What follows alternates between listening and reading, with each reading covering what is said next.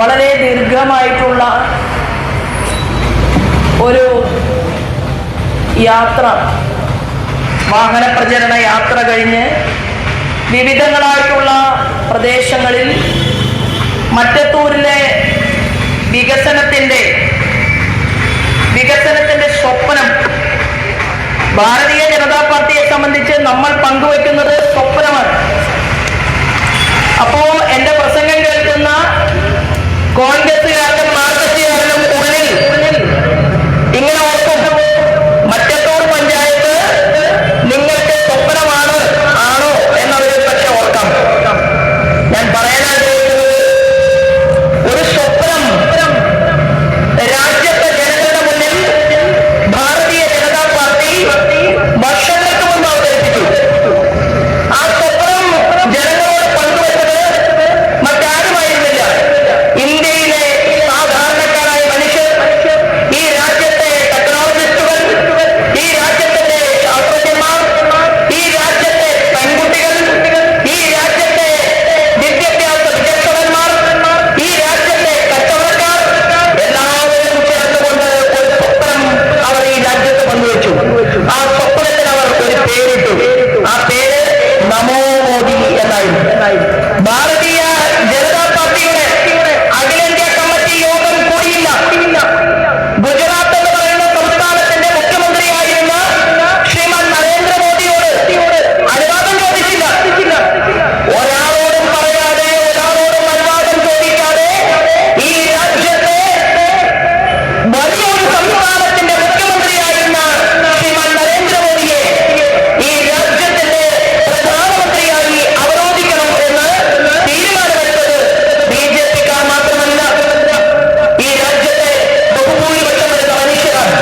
അവർ പറഞ്ഞു, ഞങ്ങൾക്ക് ഗുജറാത്തിന്റെ മുഖ്യമന്ത്രി ശ്രീമാൻ നരേന്ദ്രമോദിയെ ഈ രാജ്യത്തിന്റെ പ്രധാനമന്ത്രിയായി വേണം എന്ന് അവർ തീരുമാനമെടുത്തുകൊണ്ട് അവർ മുന്നോട്ട് പോയി. അവർ പ്രാർത്ഥിച്ചു, അവർ വിശ്വസിച്ചു.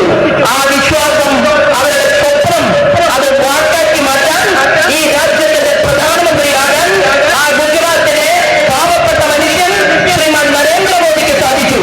ആ സ്വപ്നം പോലിഞ്ഞപ്പോ ആ സ്വപ്നം മുന്നോട്ട് വെച്ച ശ്രീമാൻ നരേന്ദ്രമോദി നമ്മുടെ പ്രസ്ഥാനം എന്താണോ രാജ്യത്തെ ജനങ്ങളുടെ മുന്നിൽ പറഞ്ഞത്, പ്രകടന പത്രികയിൽ നമ്മൾ അവതരിപ്പിച്ചത്, ആ പ്രകടന പത്രികയിൽ അവതരിപ്പിച്ച മുഴുവൻ കാര്യങ്ങളും പ്രാവർത്തികമാക്കാൻ ഈ രാജ്യത്തിന്റെ പ്രധാനമന്ത്രിക്ക് സാധിച്ചപ്പോ ലോകത്ത് അമേരിക്കയ്ക്കോ ജപ്പാനോ ചൈനയ്ക്കോ ഏതെങ്കിലും ഒരു ലോകരാജ്യത്തിന് ഒരു തെരഞ്ഞെടുപ്പ് കഴിഞ്ഞ് അവിടെ ഒരു പ്രധാനമന്ത്രി ഉണ്ടായാൽ, അവിടെ ഒരു പ്രസിഡന്റ് ഉണ്ടായാൽ, പിന്നെ 5 കൊല്ലം കഴിഞ്ഞാൽ വീണ്ടും അദ്ദേഹം അധികാരത്തിൽ വരാൻ സാധിച്ചിട്ടില്ല. എന്നാൽ നമ്മുടെ പ്രധാനമന്ത്രി ശ്രീമാൻ നരേന്ദ്രമോദി ഒരു തവണ കഴിഞ്ഞു, 2 തവണ കഴിഞ്ഞു, വീണ്ടും ഈ രാജ്യത്തെ ജനങ്ങൾ പറഞ്ഞു, ഞങ്ങൾക്ക് മറ്റാരും വേണ്ട, മോദിക്ക് സമം മോദി മാത്രമാണോ എന്ന് ഈ രാജ്യത്തെ ജനങ്ങൾ സ്വീകരിച്ചു അദ്ദേഹത്തെ. അങ്ങനെ ആ വിശ്വാസം, സ്വപ്നം വിശ്വാസമായി മാറി. വിശ്വാസം ഭാരതീയ ജനതാ പാർട്ടിയുടെ തെരഞ്ഞെടുപ്പിൽ മത്സരിക്കാൻ സാധ്യതമായിട്ടുള്ള ഈ വേദിയിൽ ഇരിക്കുന്ന മുഴുവൻ വ്യക്തിത്വങ്ങളോടും എനിക്ക് പറയാനുള്ളത്, ഞാൻ അതുപോലെയല്ല പറയുന്നത്. ഭാരതീയ ജനതാ പാർട്ടി ഒരു ചെറിയ പാർട്ടിയല്ല. എന്നാൽ പിണറായി വിജയന്റെ പാർട്ടി ഒരു ചെറിയ പാർട്ടിയാണ്. ദേശീയ പാർട്ടി എന്നുള്ള അംഗീകാരം നഷ്ടപ്പെടാൻ പോകുന്ന ഒരു നിമിഷത്തിലൂടെയാണ് ഈ രാജ്യത്ത്, ഭാരതത്തിൽ മാർക്സിസ്റ്റ് പാർട്ടി മുന്നോട്ട് പോകുന്നത്. ഈ പാർട്ടി 3 സ്ഥലത്താണ് ഉണ്ടായിരുന്നത്. 1 പശ്ചിമ ബംഗാളിൽ, 2 ത്രിപുരയിൽ, 3 കേരളത്തിൽ. ഇപ്പോൾ പശ്ചിമ ബംഗാളിൽ പൊടി പോലുമില്ല കണ്ടുപിടിക്കാനുള്ള അവസ്ഥയിൽ മാർക്സിസ്റ്റ് പാർട്ടി തരം താന്നു കഴിഞ്ഞു. എങ്ങുമില്ല സഖാക്കൾ അവരുടെ പൊടി ഉപേക്ഷിച്ചുകൊണ്ട് ഒന്നുകിൽ മമതയുടെ പാർട്ടിയിൽ ലയിച്ചു. പശ്ചിമ ബംഗാളിലെ പല പ്രദേശങ്ങളിലും മാർക്സിസ്റ്റ് പാർട്ടിയുടെ നേതാക്കന്മാരും അവരുടെ പാർട്ടി ഓഫീസും ഉൾപ്പെടെയാണ് ബിജെപിയിലേക്ക് പോന്നിട്ടുള്ളത്. അവിടെ പശ്ചിമ ബംഗാളിലെ നമ്പർ 1 പ്രതിപക്ഷം അത് ഭാരതീയ ജനതാ പാർട്ടിയാണ്. നമുക്കവിടെ MLA-മാരുണ്ട്, നമുക്ക് അവിടെ നിന്ന് വിജയിച്ച MP-മാരുണ്ട്. പശ്ചിമ ബംഗാളിന്റെ മുഖം മാറുകയാണ്. അവിടെ തീർന്നു. പിന്നെയോ ത്രിപുര. ആ ത്രിപുരയിൽ ഭാരതീയ ജനതാ പാർട്ടിക്ക് 2% വോട്ടാണ് ഉണ്ടായിരുന്നത്. 2% വോട്ടുള്ള ത്രിപുരയിലെ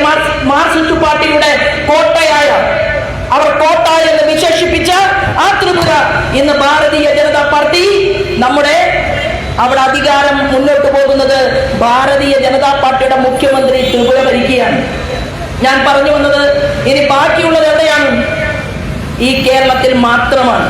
404 MP-മാർ സ്വന്തമായിട്ടുണ്ടായിരുന്ന ഇന്ത്യൻ നാഷണൽ കോൺഗ്രസിന് കൈപ്പത്തി ചിഹ്നം കാണിച്ചാൽ 404 പേർ ഇന്ത്യൻ പാർലമെന്റിൽ ഉണ്ടായിരുന്നുവെങ്കിൽ ഇന്ന് കോൺഗ്രസ് എവിടെയുണ്ട്? കോൺഗ്രസ് ഹിമാചൽ പ്രദേശിലുണ്ട്, കോൺഗ്രസ് കർണാടകയിലുണ്ട്. കോൺഗ്രസിന്റെ നേതൃത്വത്തിലുള്ള മുഖ്യമന്ത്രിമാരെ കാണണമെങ്കിൽ മൈക്രോസ്കോപ്പ് വെച്ച് നോക്കണമെന്നുള്ള അവസ്ഥയിൽ ഈ രാജ്യത്തിന്റെ ഭൂപടം ഇവിടെ ഈ അങ്ങാടിയിൽ കൊണ്ടുവന്ന് പ്രദർശിപ്പിച്ചാൽ നമുക്ക് പറയാൻ സാധിക്കും, ഗുജറാത്ത് ഭരിക്കുന്നത് ഭാരതീയ ജനതാ പാർട്ടി, ഉത്തർപ്രദേശ് ഭരിക്കുന്നത് ഭാരതീയ ജനതാ പാർട്ടി, ത്രിപുര ഭരിക്കുന്നത് ഭാരതീയ ജനതാ പാർട്ടി, ഛത്തീസ്ഗഡ് ഭരിക്കുന്നത് ഭാരതീയ ജനതാ പാർട്ടി, ജാർഖണ്ഡ് ഭരിക്കുന്നത്. അതായത് ഈ രാജ്യത്തെ ഓരോ സംസ്ഥാനങ്ങളും നമ്മൾ എണ്ണി എണ്ണി പറഞ്ഞാൽ പരിശോധിച്ചാൽ ഹരിയാന ഭരിക്കുന്നത് ഭാരതീയ ജനതാ പാർട്ടി, ഡൽഹി ഭരിക്കുന്നത് ഭാരതീയ ജനതാ പാർട്ടി, 15-ലധികം വരുന്ന സംസ്ഥാനങ്ങൾ നമ്മുടെ പാർട്ടി ഈ കുംഭമഹർന്ന പതാകയിൽ ആലേഖനം ചെയ്തിട്ടുള്ള താമര ചിഹ്നമുള്ള ഈ കൊടി ഉയർത്തിപ്പിടിച്ചുകൊണ്ട് 16ഓളം വരുന്ന സംസ്ഥാനങ്ങളുടെ മുഖ്യമന്ത്രിമാർ നമ്മളാണ് ഈ രാജ്യം ഭരിക്കുന്നത്. ബീഹാറിലെ തെരഞ്ഞെടുപ്പ് സമയത്ത് ചാനൽ മുറിക്കകത്തിരുന്നുകൊണ്ട് രാഷ്ട്രീയ നിരൂപകന്മാർ പറഞ്ഞു, എന്താണ് ബീഹാറിൽ BJPക്ക് കിട്ടുകയില്ല. ചില ആളുകൾ പറഞ്ഞു, ആരൊക്കെയാ പറയുന്നത്? കോൺഗ്രസിലെ ചില നേതാക്കന്മാർ പറഞ്ഞു, യന്ത്രം വെച്ചിട്ടുണ്ട് ബീഹാറിൽ എന്നാണ് പറഞ്ഞത്. ഞങ്ങളൊരു യന്ത്രം വെച്ചിട്ടുണ്ട്. ആ യന്ത്രം എന്താണെന്നറിയുമോ? കഴിഞ്ഞ കാലഘട്ടങ്ങളിൽ മുഴുവൻ സാധാരണക്കാരന് കൊടുത്ത വാക്ക് പാലിക്കാൻ സാധിക്കാതെ, പ്രകടന പത്രികയിൽ പറഞ്ഞത് അവതരിപ്പിക്കാൻ സാധിക്കാതെ, അഴിമതി ആകാശത്തും ഭൂമിയിലും പാതാളത്തിലും നടത്തിയ കോൺഗ്രസിനെ ഇല്ലായ്മ ചെയ്യാൻ വേണ്ടിയിട്ടുള്ള ഒരശ്വമേധയാഗം ഓരോ മനുഷ്യരെ കൊണ്ടും ഞങ്ങൾ ചെയ്യിച്ചു എന്നുള്ളതാണ് ഇന്ത്യയിലെ ഭാരതീയ ജനതാ പാർട്ടി വെച്ചിട്ടുള്ള യന്ത്രം. അതേ ഈ കേരളത്തിലും ഉണ്ടാകും. അത് മറ്റൊരു പഞ്ചായത്തിലും വേണോ എന്ന ചോദ്യമാണ് ഞാനും നിങ്ങളും ഉൾപ്പെടെയുള്ള ആളുകൾ ഇവിടെ ചർച്ച ചെയ്യാൻ പോകുന്നത്. ഞാൻ കഴിഞ്ഞ ദിവസം ഇരിങ്ങാലക്കുടയിലായിരുന്നു. ആ ഇരിങ്ങാലക്കുടയിലെ ജനങ്ങൾ ഒരുമിച്ച് കൂടി നിൽക്കുമ്പോ ഇരിങ്ങാലക്കുടയിലെ സാധാരണക്കാരായിട്ടുള്ള സഖാക്കന്മാർ നമ്മുടെ പ്രസംഗം കേൾക്കാൻ വന്നു. ഞാനിപ്പോ മറ്റത്തൂര് വരുമ്പോ ഈ പഞ്ചായത്തിൽ വന്ന് സംസാരിക്കുമ്പോ എന്റെ പ്രസംഗം കേൾക്കുന്ന ഭാരതീയ ജനതാ പാർട്ടിയുടെയും RSSന്റെയും ഒക്കെ പ്രവർത്തകർക്ക് തോന്നും, ശോഭാ സുരേന്ദ്രൻ എന്ന് പറയുന്ന ഈ സ്ത്രീ അവര് തെരഞ്ഞെടുപ്പിൽ നിന്നു, പലതവണ നിന്നു. ആരൊക്കെയാണ് വോട്ട് ചെയ്തത്? ഭാരതീയ ജനതാ പാർട്ടിയില് നമ്മുടെ രാജേട്ടനാണെങ്കിലും, കുമ്മനത്തിനാണെങ്കിലും, സുരേന്ദ്രനാണെങ്കിലും, ശ്രീ വി മുരളീധരനാണെങ്കിലും, ശ്രീമാൻ രാജീവ് ചന്ദ്രശേഖരനാണെങ്കിലും, ശ്രീമതി ശോഭാ സുരേന്ദ്രനാണെങ്കിലും, ഈ കൈപ്പത്തിയിൽ വോട്ട് ചെയ്ത ആളുകൾ അടപടലം അവരുടെ ചിഹ്നത്തെ മാറ്റിവെച്ചുകൊണ്ട് താമര ചിഹ്നത്തിൽ കഴിഞ്ഞ പാർലമെന്റ് തെരഞ്ഞെടുപ്പിൽ വോട്ട് ചെയ്തു. മാർക്സിസ്റ്റ് പാർട്ടിയും അത് തന്നെയാണ് ഉണ്ടായത്. ഞാനൊരു ഉദാഹരണം നിങ്ങളോട് പറയാം. കരുവാറ്റ എന്ന് പറയുന്ന ഒരു പഞ്ചായത്തുണ്ട്. ആ കരുവാറ്റ പഞ്ചായത്തില് എനിക്ക് നിങ്ങളുടെ മുന്നിൽ പറയാൻ സാധിക്കും, ഇടതുപക്ഷ ജനാധിപത്യ മുന്നണിയുടെ പഞ്ചായത്താണ്. ആ കരുവാറ്റ പഞ്ചായത്തിൽ ഇന്ന് ഭാരതീയ ജനതാ പാർട്ടിയാണ് 1ാം സ്ഥാനത്ത്. ദേവികുളങ്ങര, ചെട്ടിക്കുളങ്ങര, കണ്ടല്ലൂര് കോൺഗ്രസിന്റെ പഞ്ചായത്താണ്. ആ കോൺഗ്രസിന്റെ പഞ്ചായത്ത് അവർ ഭരിക്കുമ്പോ ഭാരതീയ ജനതാ പാർട്ടിയുടെ താമര ചിഹ്നത്തിൽ അവർ വോട്ട് ചെയ്തു എന്ന് പറഞ്ഞാൽ ശോഭാ സുരേന്ദ്രനെ കണ്ടിട്ടോ, സുരേന്ദ്രനെ കണ്ടിട്ടോ, അല്ലെങ്കിൽ കേരളത്തിലെ നേതാക്കന്മാരുടെ മുഖം മാത്രം നോക്കിയിട്ടോ അല്ല തെരഞ്ഞെടുപ്പിൽ സ്ഥാനാർത്ഥികളെ വിജയിപ്പിക്കണമെന്ന ആഗ്രഹത്തോടു കൂടി ജനം വോട്ട് ചെയ്തത്. ആരെ കണ്ടിട്ടാണ്? ഞാനും നിങ്ങളും കൈ ചുരുട്ടി പിടിച്ചുകൊണ്ട് വിളിക്കുന്ന മുദ്രാവാക്യമുണ്ടല്ലോ, വന്ദേ ഭാരതം. ആ ഈ രാജ്യത്തെ അമ്മയായി കണ്ടുകൊണ്ട്, ജനനിയായി കണ്ടുകൊണ്ട്, ജന്മഭൂമിയായി കണ്ടുകൊണ്ട്, ഈ ഭാരതം എന്ന് പറയുന്ന രാഷ്ട്രത്തെ ഹൃദയത്തിൽ സ്വീകരിച്ചുകൊണ്ട് രാജ്യത്തിന് വേണ്ടി പ്രവർത്തിക്കണമെന്നും, രാജ്യത്തിന് വേണ്ടി ഇതുപോലെ പ്രവർത്തിക്കാൻ ഒരു പ്രധാനമന്ത്രി ഉണ്ടായിട്ടില്ല എന്നും ബോധ്യമുള്ള മുഴുവൻ മനുഷ്യരും ഭാരതീയ ജനതാ പാർട്ടി നേതൃത്വം നൽകുന്ന NDAക്ക് അനുകൂലമായി ചിന്തിക്കുന്നു എന്നുള്ളത് യാഥാർത്ഥ്യമാണ്. അത് മറ്റത്തൂർ പഞ്ചായത്തിൽ മാത്രം മാറാതിരിക്കുമോ? മറ്റത്തൂർ പഞ്ചായത്തിലെ നല്ലവരായിട്ടുള്ള സഖാക്കന്മാർ, നല്ലവരായ കോൺഗ്രസുകാർ ഇത്തവണ താമര ചിഹ്നത്തിൽ വോട്ട് ചെയ്യും എന്നുള്ള കാര്യത്തിൽ യാതൊരു തർക്കവുമില്ല. അതിന്റെ കാരണം എന്താണെന്നറിയുമോ? പരസ്യമായിട്ട് ചിലപ്പോൾ അവര് അഡ്വക്കേറ്റ് ജയന്റെ കൂടെ നടന്നു എന്ന് വരില്ല, പരസ്യമായി ശ്രീമതി ഉഷയുടെ കൂടെ അവർ നടന്നു എന്ന് വരില്ല. കാരണം എന്താണെന്നറിയുമോ? പാവപ്പെട്ടവന്റെ വീട്ടിലാണെങ്കിൽ ഓട്ടോറിക്ഷ ലോൺ കൊടുത്തിട്ടുണ്ട്. അവന്റെ 10 സെന്റ് ഭൂമിക്ക് കുറച്ച് പൈസ ലോൺ സഹകരണ സംഘം വഴി കൊടുത്തിട്ടുണ്ട്. അവന്റെ അമ്മ കുടുംബശ്രീയിൽ പങ്കെടുക്കുന്നുണ്ട്. അവന്റെ പെങ്ങൾക്ക് ഒരു താൽക്കാലിക ജോലി കൊടുത്തിട്ടുണ്ട്. അപ്പൊ പല കാരണങ്ങൾ കൊണ്ടും മാർക്സിസ്റ്റ് പാർട്ടിയെ ഭയപ്പെട്ടുകൊണ്ട്, പല കാരണങ്ങൾ കൊണ്ടും കോൺഗ്രസ്, എന്റെ അച്ഛൻ കോൺഗ്രസ് ആയിരുന്നു, എന്റെ അച്ചാച്ചൻ കോൺഗ്രസ് ആയിരുന്നു. അതുകൊണ്ട് കള്ളനാണ് രാഹുൽ ഗാന്ധി എങ്കിലും, കളവ് നടത്തുന്ന കുടുംബമാണ് സോണിയ മാഡത്തിന്റെ എങ്കിലും 2000 കോടിയോ 4000 കോടിയോ 8000 കോടിയോ ആ കുടുംബം അടിച്ചു മാറ്റിയിട്ടുണ്ടെങ്കിലും പൂർവികന്മാർ വോട്ട് ചെയ്ത ആ ചിഹ്നത്തിൽ തന്നെ വോട്ട് ചെയ്യും എന്നുള്ള ഒരു ധാരണ എന്തായാലും കേരളത്തിലില്ല എന്നതിന്റെ അവസാനത്തെ സൂചകമാണ് 14% വോട്ടുള്ള ഭാരതീയ ജനതാ പാർട്ടി 20% വോട്ടിലേക്ക് വെട്ടിപ്പൊളിച്ചപ്പോൾ കേരളത്തിൽ ആകമാനം നമുക്ക് വോട്ട് കിട്ടിയത് എന്നുള്ളതാണ്. എനിക്ക് അഭിമാനത്തോടു കൂടി പറയാൻ സാധിക്കും. അങ്ങനെ 20 കിട്ടിയപ്പോ എനിക്കൊക്കെ 28.9% വോട്ട് കിട്ടി. അത് ആറ്റിങ്ങലിലും കിട്ടി, അത് തിരുവനന്തപുരത്തും കിട്ടി. തൃശ്ശൂരിലോ ഗ്യാലറിയിലിരുന്ന് കളി കാണാൻ പറഞ്ഞതാണ് നമ്മുടെ സുരേഷ് ഗോപിയോട്, അല്ലെ? ഗ്യാലറിയിലിരുന്ന് കളി കാണാൻ പറഞ്ഞ സുരേഷ് ഗോപിക്ക് ജനങ്ങൾ വോട്ട് ചെയ്ത് 75,000 വോട്ടിന്റെ ഭൂരിപക്ഷത്തിൽ തൃശ്ശൂരിൽ നിന്ന് വിജയിപ്പിച്ചിട്ടുണ്ടെങ്കിൽ ഇവിടുത്തെ കോൺഗ്രസുകാരൻ, ഇവിടുത്തെ മാർക്സിസ്റ്റുകാരൻ, ഇവിടുത്തെ വ്യാപാരി, ഇവിടുത്തെ വ്യവസായി, ഇവിടുത്തെ കർഷക തൊഴിലാളി, ഇവിടുത്തെ പണ്ട് കാലത്ത് ജോലിക്ക് വേണ്ടിയിട്ട് ഈ റോഡിലെല്ലാം തന്നെ അലഞ്ഞു തിരിഞ്ഞ് നടന്ന് കമ്മ്യൂണിസ്റ്റ് പാർട്ടി ഞങ്ങളെ സഹായിക്കുമെന്ന് ആഗ്രഹിച്ച ഏറ്റവും അടിസ്ഥാന വിഭാഗത്തിൽപ്പെട്ട സാധാരണക്കാരനായിട്ടുള്ള തൊഴിലാളി വരെ ഭാരതീയ ജനതാ പാർട്ടിയുടെ ലീഡർഷിപ്പിനും BJPക്കും വോട്ട് ചെയ്തത് കൊണ്ടാണ് പ്രിയപ്പെട്ട ജനാധിപത്യ വിശ്വാസികളെ നമ്മുടെ വോട്ട് 20% നമ്മൾ നിൽക്കുന്നത്. ഇനി എന്താ അടുത്ത പണി? അടുത്ത പണി എന്ന് പറയുന്നത് അതത് വാർഡിലേക്ക് മത്സരിക്കുന്നവർ ജനങ്ങൾക്കരികിലേക്ക് ചെല്ലുക. അവരുടെ അരികിലേക്ക് ചെന്നിട്ട് ചോദിക്കണം.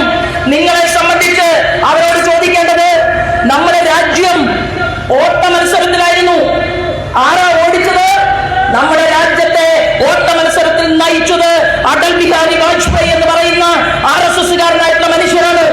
60 വർഷക്കാലം ഈ രാജ്യത്തെ ഭരിച്ചു മുടിച്ച് നശിപ്പിച്ച് കാഴ്ചപ്പാടില്ലാതെ, കാർഷിക മേഖലയ്ക്ക് വേണ്ടി ഒരു പദ്ധതി തയ്യാറാക്കാൻ സാധിക്കാതെ, കാർഷിക നയമില്ലാതെ, ഒരു ജലനയമില്ലാതെ, ഒരു വിദേശ നയമില്ലാതെ, ലോകത്തിന്റെ മുന്നിൽ, അമേരിക്കയുടെ മുന്നിൽ പിച്ചച്ചട്ടിയുമായി നിൽക്കാൻ വിധിക്കപ്പെട്ട ആ ഭാരതമായിരുന്നില്ല ആരാധനായിട്ടുള്ള അടൽ ബിഹാരി വാജ്പേയി ഈ രാജ്യത്തിന്റെ പ്രധാനമന്ത്രിയായപ്പോൾ ഉണ്ടായത്. ആ പ്രധാനമന്ത്രി പറഞ്ഞു, ഈ രാജ്യം മുന്നോട്ട് പോകണമെങ്കിൽ പുരുഷന്മാരുടെ പോക്കറ്റിലെ പണം പോലെ സ്ത്രീകളുടെ മടിശീലയിലും ഉണ്ടാകണം പണം എന്നാഗ്രഹിച്ചുകൊണ്ട് അദ്ദേഹം, അന്ന് നായനാരാണ് മുഖ്യമന്ത്രി നായനാരെ ഫോണിൽ വിളിച്ചു. മുഖ്യമന്ത്രിയോട് പറഞ്ഞു, അല്ലയോ നായനാർ, നിങ്ങൾക്ക് ഇഷ്ടമുള്ള ഒരു പേര് ആ പദ്ധതിക്കിടണം. ഞാനൊരു പദ്ധതി നടപ്പിലാക്കാൻ പോവുകയാണ്. ആ പദ്ധതിയുടെ പേര് സ്ത്രീ ശാക്തീകരൺ പ്രക്രിയ. ആ സ്ത്രീ ശാക്തീകരൺ പ്രക്രിയ എന്ന് പേരിട്ട് വിളിച്ചുകൊണ്ട് മലപ്പുറത്ത് വെച്ച് ആ പദ്ധതിയുടെ ഉദ്ഘാടന കർമ്മം നിർവഹിച്ചുകൊണ്ട് നായനാർ വിളിച്ച പേരാണ് കുടുംബശ്രീ. ആ കുടുംബശ്രീയുടെ പേരിൽ ഇന്ന് നമ്മുടെ അമ്മമാർ അഭിമാനിക്കുന്നുണ്ടെങ്കിൽ അവരുടെ വോട്ടുകൾ താമര ചിഹ്നത്തിലായിരിക്കുമെന്നുള്ള കാര്യത്തിൽ തർക്കമില്ല. കാരണം ഇത് ഈ രാജ്യത്ത് കൊണ്ടുവന്നത് രാഷ്ട്രീയ സ്വയംസേവക സംഘത്തിലൂടെ പൊതുനിരത്തിൽ പ്രസംഗിച്ചും ആളുകളുടെ പ്രശ്നങ്ങളിൽ ഇടപെട്ടും പടിപടിയായി കടന്നു വന്ന് ഇന്ത്യൻ ജനാധിപത്യത്തിൽ പാകിസ്ഥാനുമായി ഒരു ചേരിചേരാൻ നയം ചർച്ച ചെയ്യണമെന്ന് ഇന്ത്യയുടെ പ്രധാനമന്ത്രി ആഗ്രഹിച്ചപ്പോൾ പോകാൻ, ചൂണ്ടിക്കാണിക്കാൻ കോൺഗ്രസിൽ ഒരാളും ഉണ്ടായിരുന്നില്ല. RSSകാരനായ അടൽ ബിഹാരി വാജ്പേയി പോയാൽ മതി എന്ന് തീരുമാനിച്ചത് ഇന്ത്യയിലെ കോൺഗ്രസിന്റെ നേതൃത്വമാണെങ്കിൽ അടൽ ബിഹാരി വാജ്പേയി ഈ രാജ്യത്തിന്റെ പ്രധാനമന്ത്രിയായി 13 ദിവസം 13 മാസം വീണ്ടും വർഷങ്ങളോളം അദ്ദേഹം ഈ രാജ്യത്തിന്റെ പ്രധാനമന്ത്രിയായി. ആ സമയത്ത്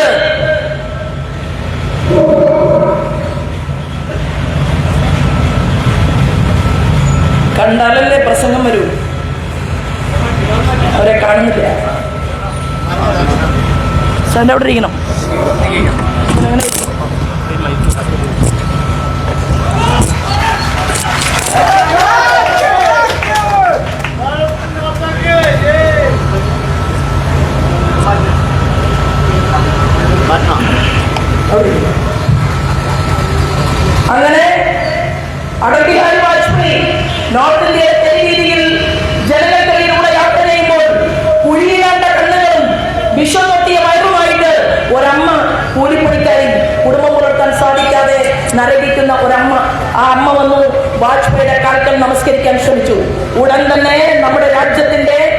പൊന്നോമനപുത്രനായിട്ടുള്ള അടൽജി ആ അമ്മയുടെ കാൽക്കൽ സാഷ്ടാംഗ പ്രണാമം നടത്തിക്കൊണ്ട് നിവർന്നു നിന്ന് അമ്മയുടെ കണ്ണുകളിലേക്ക് നോക്കി. ആ അമ്മയുടെ കണ്ണുകളിൽ കത്തിയിരുന്ന വേദനയും ദൈന്യതയും എനിക്കാരുമില്ല എന്നുള്ള ചിന്തയും അവിടെ നിന്നാണ് പ്രിയപ്പെട്ടവരെ സ്ത്രീ ശാക്തീകരണ പ്രക്രിയ ഉണ്ടായത്. മറ്റൊരു യോഗത്തിൽ ആരാധനായ അടൽജി യാത്ര ചെയ്യുമ്പോ സർക്കാർ സ്കൂളിൽ ആ സ്കൂളിലേക്ക് പോകാൻ സാധിക്കാതെ കുട്ടികളുടെ പഠിപ്പ് മുടങ്ങുകയാണ്.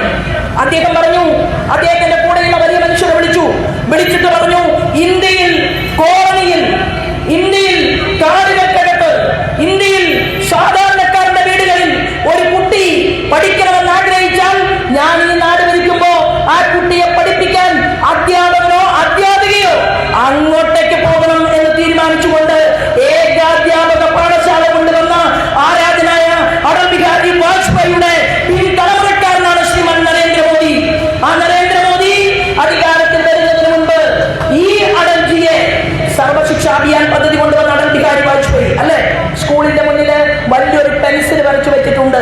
ആ പെൻസിൽ വരച്ചു വെച്ചിട്ടുള്ള എല്ലാ സ്കൂളുകളിലും നിങ്ങൾ മനസ്സിലാക്കണം, അത് വാജ്പേയി ഈ രാജ്യത്തെ കുട്ടികളെ സർവശിക്ഷ അഭിയാൻ പദ്ധതിയിലേക്ക് കൈപ്പിടിച്ചുയർത്തിയ അന്നത്തെ പദ്ധതിയായിരുന്നു. പ്രതിപക്ഷത്തിന് പറയാൻ ഒരു വാക്കും ഉണ്ടായില്ല. ആ ആരാധനായിട്ടുള്ള അടൽ ബിഹാരി വാജ്പേയിയെ ഇന്ത്യയിൽ ജനാധിപത്യം കൊണ്ടെല്ലാം പരാജയപ്പെടുത്തിയത്, ആ വാജ്പേയിയെ പരാജയപ്പെടുത്തിയത് ആരാണെന്നറിയുമോ? അരിവാൾ ചുറ്റിക നക്ഷത്രത്തിൽ വോട്ടും വാങ്ങി ഞങ്ങൾ കോൺഗ്രസിനെതിരാണ് എന്ന് കവലയിൽ മൈക്ക് വെച്ച് പ്രസംഗിച്ച സകല മാർക്സിസ്റ്റുകാരനും പാലക്കാട് കഴിഞ്ഞപ്പോ അവരെന്ത് തീരുമാനിച്ചു? അവർ തീരുമാനിച്ചു വാജ്പേയി ഈ രാജ്യത്തിന്റെ പ്രധാനമന്ത്രിയാണെന്ന് അവർ തീരുമാനമെടുത്തു. എന്താണ്? ഇന്നവർ പരസ്യമായി ഉണ്ടാക്കിയ ഇന്ത്യ മുന്നണി പോലെ കോൺഗ്രസും മാർക്സിസ്റ്റ് പാർട്ടിയും ഇവിടുത്തെ എന്റെ പ്രസംഗം കേൾക്കുന്ന സഖാവിനോട് ഞാൻ പറയാൻ ആഗ്രഹിക്കുകയാണ്, സഖാവെ, നിന്റെ മനസ്സിനെയും നിന്റെ കൈവിരലിൽ അമർന്ന അരിവാൾ ചുറ്റിക നക്ഷത്രത്തെയും ഇവിടെ കച്ചവട ചരക്കാക്കി മാറ്റിക്കൊണ്ട് സോണിയ മേളത്തിന്റെ തിണ്ണനിറങ്ങിക്കൊണ്ട് അന്നത്തെ ശ്രീമാൻ സ്വർഗീയരായിട്ടുള്ള സുർജിത്ത് ഉൾപ്പെടെ നിങ്ങളുടെ വലിയ നേതാക്കന്മാർ പ്രകാശ് കാരാട്ടും യെച്ചൂരിയും ഉൾപ്പെടെ സർവാളുകളും ഒരുമിച്ചിരുന്നു കൊണ്ട് തീരുമാനിച്ചു വാജ്പേയി വീണ്ടും പ്രധാനമന്ത്രിയാകാതിരിക്കാൻ. അങ്ങനെയാണ് ഒന്നാം UPA ഗവൺമെന്റ് ഉണ്ടായത്. ആ ഒന്നാം UPA ഗവൺമെന്റിനെ പിന്താങ്ങിയത് പിണറായി വിജയനാണ്. ഒന്നാം UPA ഗവൺമെന്റിനെ പിന്താങ്ങിയത് MA മോദിയാണ്. ഒന്നാം UPA ഗവൺമെന്റിനെ പിന്താങ്ങിയത് യെച്ചൂരിയാണ്. ഒന്നാം UPA ഗവൺമെന്റിനെ പിന്താങ്ങി കോൺഗ്രസിനെ നിലനിർത്തിയത് പ്രകാശ് കാരാട്ടാണ്. നിങ്ങളെല്ലാവരും ചേർന്ന് ഈ രാജ്യത്തെ ചതിച്ച് ആ ഒന്നാം തരം മനുഷ്യനെ അടൽ ബിഹാരി വാജ്പേയിയുടെ ഭരണകൂടത്തെ തട്ടിത്താഴയിട്ടു. നിങ്ങൾ എന്താ പറഞ്ഞത്? ഭാരതീയ ജനതാ പാർട്ടിക്ക് അധികാരം കിട്ടിയാൽ മുസ്ലിമിന്റെ പള്ളി പോകാൻ വെള്ളിയാഴ്ച ഉണ്ടാവില്ലേ പറഞ്ഞില്ലേ? പക്ഷേ RSSകാരൻ കല്യാണം പോലും കഴിക്കാത്ത അടൽ ബിഹാരി വാജ്പേയി ഈ രാജ്യത്തിന്റെ പ്രധാനമന്ത്രിയായപ്പോ അദ്ദേഹം കണ്ടു ആരെയാണ്? ഒരു മുസൽമാനെ, ഡോക്ടർ അബ്ദുൽ കലാമിനെ. രാമേശ്വരത്തിന്റെ തെരുവീതിയിലൂടെ നടന്നു പോകുമ്പോൾ രാമന്റെ പാട്ടുകൾ കേട്ടാൽ, രാമായണത്തിന്റെ ശീലുകൾ കേട്ടാൽ എന്റെ മുത്തച്ഛൻ എനിക്ക് കഥ പറഞ്ഞു തരുമായിരുന്നു ഈ ഭാരതത്തിന്റെ രാമനെ കുറിച്ച് എന്ന് പുസ്തകത്താളുകളിൽ എഴുതി വെച്ച രാജ്യസ്നേഹിയായ മുസൽമാൻ ഡോക്ടർ അബ്ദുൽ കലാമിനെ RSSകാരനായ വാജ്പേയി ഇന്ത്യയുടെ പ്രധാനമന്ത്രിയായപ്പോ പ്രസിഡന്റാക്കിയ പാരമ്പര്യമാണ് ഞങ്ങളുടെ പ്രസ്ഥാനത്തിനുള്ളത്. അങ്ങനെ ഒരു നല്ല ഭരണകൂടം ഈ രാജ്യത്തുണ്ടായി. കേരളത്തിന്റെ നിയമസഭയിൽ വന്ന ഡോക്ടർ അബ്ദുൽ കലാം 100 കാര്യങ്ങൾ പറഞ്ഞു. ഒരു കാര്യം പോലും ചെയ്യാൻ കേരളത്തിന്റെ നിയമസഭയ്ക്ക് സാധിച്ചില്ല. ഒരു കാര്യം പോലും ഈ കേരളത്തെ മുന്നോട്ട് നയിക്കാൻ, കേരളത്തെ ഉന്നതിയിലേക്ക് എത്തിക്കാൻ ഒരു കാര്യം പോലും പ്രാവർത്തികമാക്കാൻ ഇടതുപക്ഷക്കാരനും വലതുപക്ഷക്കാരനും സാധിച്ചില്ല. എന്നിട്ട് എന്ത് ചെയ്തു? ഒന്നാം UPA മാർക്സിസ്റ്റും കോൺഗ്രസും ചേർന്നുകൊണ്ട്, അരിവാൾ ചുറ്റികയും കൈപ്പത്തിയും ചേർന്നുകൊണ്ട് നിങ്ങൾ അവിടെ മൻമോഹൻ സിംഗിനെ പ്രധാനമന്ത്രിയാക്കി. ആരാ മൻമോഹൻ സിംഗ്? മൻമോഹൻ സിംഗ് എന്ന് പറഞ്ഞാൽ നല്ല എക്കണോമിസ്റ്റ് ആണ്. കണക്ക് നന്നായിട്ട് കൂട്ടാൻ അറിയാം, നോട്ട് നന്നായിട്ട് എണ്ണാൻ അറിയാം. പക്ഷേ പെട്ടി പിടിക്കാൻ കൊടുക്കുന്ന സോണിയ മേഡത്തിന്റെ കയ്യിലാണെങ്കിൽ പിന്നെ പ്രധാനമന്ത്രി എന്നല്ലേ നമുക്ക് വിളിക്കാൻ സാധിക്കൂ? നിരപരാധിയായ, സംസാരിക്കാൻ അറിയാത്ത സോണിയാഗാന്ധി പറഞ്ഞാൽ റിമോട്ടിൽ കറങ്ങുന്നത് പോലെ 10 കൊല്ലം ഇന്ത്യയിൽ ആ പാവത്തിന് മൂക്കുകൊണ്ട് ക്ഷാമരപ്പിച്ച് അടൽ ബിഹാരി വാജ്പേയി മുന്നോട്ട് വെച്ച സർവശിക്ഷ അഭിയാനും ജൽദൽ പദ്ധതി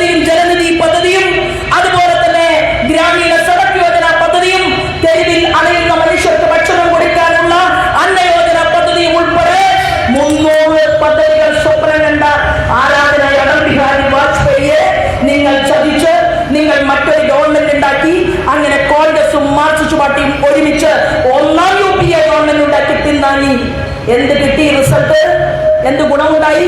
നമ്മുടെ രാജ്യത്തിനൊരു ഗുണവും ഉണ്ടായില്ല. ലോകരാജ്യങ്ങൾ നമ്മൾ അംഗീകരിച്ചില്ല. ലോകരാജ്യങ്ങൾ നമ്മുടെ പ്രധാനമന്ത്രി മൻമോഹൻ സിംഗിനെ കാണാൻ ആഗ്രഹിച്ചില്ല, കാത്തുനിന്നില്ല. പക്ഷെ പ്രിയപ്പെട്ടവരെ, 10 കൊല്ലം 2G സ്പെക്ട്രം അഴിമതി നടന്നു, കൽക്കരി കുംഭകോണം അഴിമതി നടന്നു, പട്ടാളക്കാരുടെ വിധവകൾക്ക് കൊടുക്കാനുള്ള ബിൽഡിംഗ് ഉണ്ടല്ലോ അതുപോലും നിങ്ങൾ കട്ടുവിറ്റു. കൽക്കരി കുംഭകോണം നിങ്ങൾ വ്യാപകമായി നടത്തി.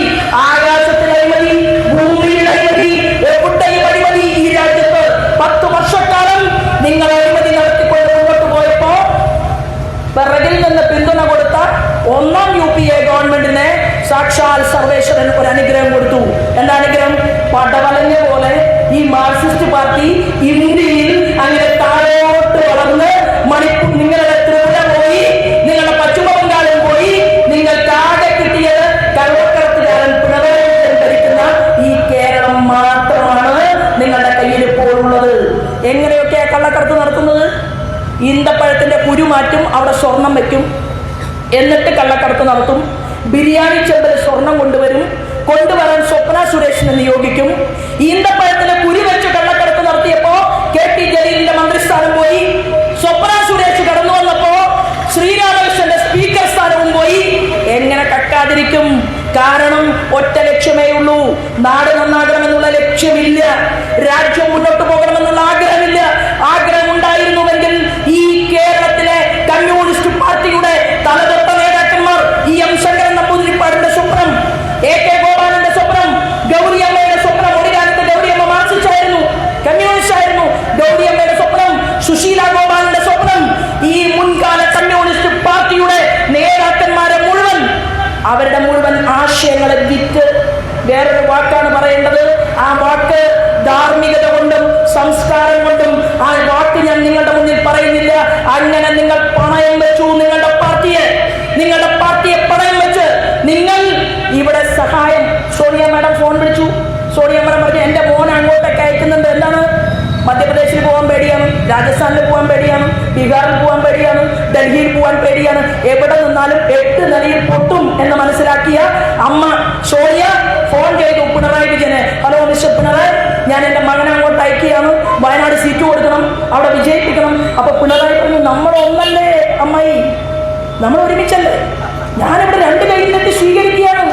അങ്ങനെ നമ്മുടെ സോണിയ എന്റെ അമ്മായി തെറ്റാണ്. ഇപ്പൊ എന്നെ ചെറിയ കുട്ടികൾ അമ്മായി വിളിക്കുന്നുണ്ട്. അതുപോലെ ഞാൻ പറയുന്നത് ബഹുമാനത്തോടു കൂടി അല്ലെങ്കിൽ കേസ് കൊടുക്കും. ശോഭാ സുരേന്ദ്രൻ മിണ്ടിയാൽ കേരളത്തിൽ കേസാണ്.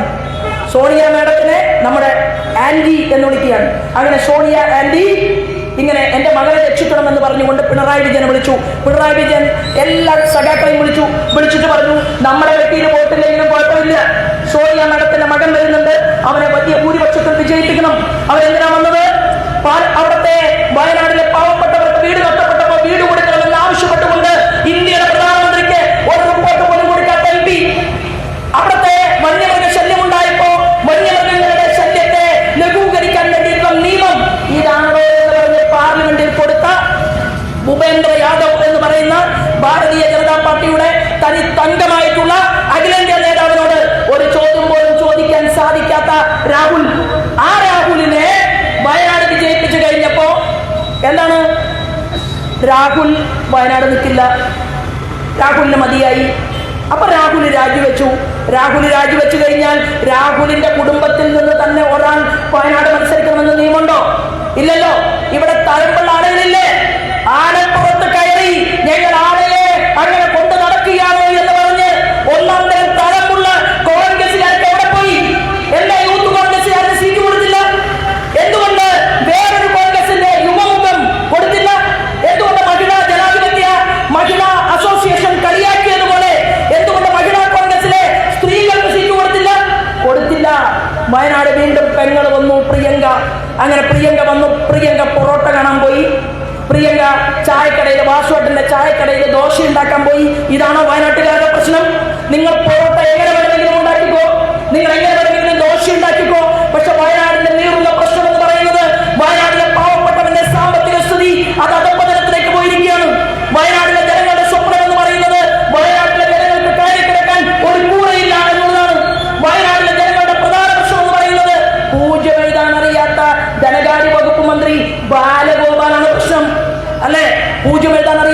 ഫിനാൻസ് മിനിസ്റ്റർ നിർമ്മല സീതാരാമന് വയനാട് നിന്നൊരു കണക്ക് കൊടുത്താൽ അതിൽ 0 വേണം. നിർമ്മല സീതാരാമൻ പറഞ്ഞു, ഇത് നിങ്ങളുടെ വീട്ടിൽ നിന്ന് എടുത്തു കൊടുക്കുന്ന പണമല്ല, ഈ പണം ആരുടെ പണമാണ്? എന്റെയും നിങ്ങളുടെയും പണമാണ്. അടുത്ത തലമുറയ്ക്ക് വേണ്ടിയിട്ടുള്ള പണമാണ്. കേരളത്തിന്റെ സർക്കാർ ഖജനാവുകളിലേക്ക് നമ്മൾ അടയ്ക്കുന്ന നികുതി പണം എടുത്തുകൊണ്ടാണ് ഇവിടെ നാടിന്റെ പ്രവർത്തനങ്ങൾ മുന്നോട്ട് പോകുന്നതെങ്കിൽ ആ നാടിന്റെ പ്രവർത്തനങ്ങൾ ശരിയായ രീതിയിൽ മുന്നോട്ട് കൊണ്ടുപോകണം എന്ന് ആഗ്രഹിക്കുന്ന മനുഷ്യരോട് എന്താ നിർമ്മല സീതാരാമൻ ഫിനാൻസ് മിനിസ്റ്റർ പറഞ്ഞു, കറക്റ്റായിട്ട് കണക്ക് തന്നാൽ കേരളത്തിനോട് ഒരു വിവേചനവുമില്ല. എന്താണ് കേരളം ചോദിക്കുന്നതെല്ലാം ഞങ്ങൾ തരും. പ്രിയപ്പെട്ട ജനാധിപത്യ വിശ്വാസികളെ, കേരളം ചോദിച്ചിട്ടല്ല പൈസ കൊടുത്തത്. കേരളം ചോദിച്ചിട്ടല്ല. കേരളം ചോദിക്കാതെ UPA ഗവൺമെന്റ് 10 കൊല്ലം ഈ നാട് ഭരിച്ചുകൊണ്ട് മുന്നോട്ട് പോയപ്പോൾ കൊടുത്ത ടാക്സിനേക്കാൾ 6 ഇരട്ടിയാണ് ഈ കേരളത്തിലേക്ക് നരേന്ദ്രമോദിയുടെ ഗവൺമെന്റ് നികുതിദായകന്മാർക്ക് പണം കൊടുത്തത്. പ്രിയപ്പെട്ടവരെ, ഇവിടെ ഖജനാവിൽ 5 പൈസയില്ല എന്ന് പറഞ്ഞ് കരയാൻ നിർമ്മല സീതാരാമനെ കാണാൻ പിണറായി വിജയൻ പോയി. എങ്ങനെയാ പോയത്? വലിയൊരു ആനച്ചമയം വാങ്ങി, പിന്നെ 6 മുഴ കണ്ണാടി വാങ്ങി, ആ കണ്ണാടിയുടെ പുറത്ത് പിണറായി വിജയൻ എന്ന് പേരെഴുതി അങ്ങനെ കൊണ്ടുപോയി. KV തോമസ് എന്ന് പറയുന്ന, പണ്ട് തോമസ് മാഷിന്റെ പേര് ഞാൻ വിളിക്കുന്നില്ല, പക്ഷെ നാട്ടിൽ വിളിച്ച പേര് ഞാൻ പറയുകയാണ്, എന്റെ പേരിൽ കേസും കൊടുക്കണ്ട, തിരുത തോമ എന്നാണ് ആൾ ഡൽഹിയിൽ അറിയപ്പെടുക. തിരുത ഈ നല്ല കറി വെച്ച് അത് കൊണ്ടുപോയി സോണിയ മാഡത്തിന് കൊടുക്കും. കറി വെച്ച് കൊണ്ടുപോയി കൊടുക്കാൻ അറിയാത്ത കോൺഗ്രസുകാർ വളർന്നില്ല. കറി വെച്ചു കൊടുത്ത തിരുത തോമ എന്ന വിളിപ്പേരുള്ള നമ്മുടെ തോമസ് മാഷ് വളർന്നു. ആ KV തോമസ് ജീവിതത്തിൽ അവസാന കാലഘട്ടം വരെ അഴിമതിക്ക് കുടപിടിച്ച് കോൺഗ്രസിന്റെ എല്ലാ സുഖ സൗകര്യങ്ങളും അനുഭവിച്ചതിന് ശേഷം അതിൽ നിന്ന് രാജിവെച്ച് പിണറായി വിജയന്റെ പാർട്ടിയിൽ ചേർന്നു. അങ്ങനെ ഇപ്പൊ പിണറായി വിജയന്റെ പാർട്ടിയിലാണ് KV തോമസ്. അങ്ങനെ തോമസ് മാഷിന്റെ പണി എന്ന് പറയുന്നത് പിണറായി വിജയൻ ആവശ്യമായിട്ടുള്ള കോടികൾ കേരളത്തിലേക്ക് വാങ്ങിക്കൊടുക്കലാണ്. വാങ്ങിക്കൊടുക്കുന്നതിന് ഞങ്ങൾ അനുകൂലമാണ്. വാങ്ങിക്കൊടുക്കലല്ല പ്രശ്നം, ആ കിട്ടിയ പണം അതെന്തു ചെയ്തു എന്ന ചോദ്യമാണ് ഈ കേരളത്തിലെ പൊതുസമൂഹം കേരളത്തിന്റെ മുഖ്യമന്ത്രി പിണറായി വിജയനോട് ചോദിക്കുന്നത്. നിങ്ങൾ നരേന്ദ്രമോദി വിദ്യാഭ്യാസ മേഖലയ്ക്ക് വേണ്ടി കൊടുത്ത പണം 4 മുതൽ നിങ്ങൾ വാങ്ങിയില്ല. നിങ്ങൾ 4 ലക്ഷം ലാപ്സാക്കി കളഞ്ഞു. ആ പദ്ധതിയുടെ പേര് PM ശ്രീ പദ്ധതി എന്നാണ്. എന്താ PM ശ്രീ പദ്ധതി? മട്ടന്നൂർ പഞ്ചായത്തിൽ ഒരു സർക്കാർ സ്കൂൾ ഉണ്ടെങ്കിൽ ആ സർക്കാർ സ്കൂളിലേക്ക് 1 കോടി രൂപ കിട്ടും. 1 കോടി രൂപ ചെറിയ പൈസയാണ്, മാർക്സിസ്റ്റുകാരെ സംബന്ധിച്ച ചെറിയ പൈസയാണ്. കാരണം ഈ ഇരിങ്ങാലക്കുടയിലെ കരുവന്നൂരിലെ കോപ്പറേറ്റീവ് സൊസൈറ്റിയിൽ നിന്ന് എണ്ണിയ നാവ് കൊണ്ട് പറയാൻ സാധിക്കാത്ത കോടികളാണ് അവന്മാരെല്ലാവരും കൂടി അടിച്ചു മാറ്റിയെടുത്തത്. പക്ഷേ സാധാരണക്കാരായിട്ടുള്ള കുട്ടികൾ പഠിക്കുന്ന ഒരു സ്കൂളിന് 1 കോടി രൂപ എന്ന് പറഞ്ഞാൽ വലിയ തുകയാണ്. ആ 1 കോടി രൂപ വാങ്ങാൻ സമ്മതിക്കാതെ CPIയുടെ നേതാവ് ബിനോയ് വിശ്വത്തെ കൊണ്ട് പറയിപ്പിച്ചു. എന്താണ്?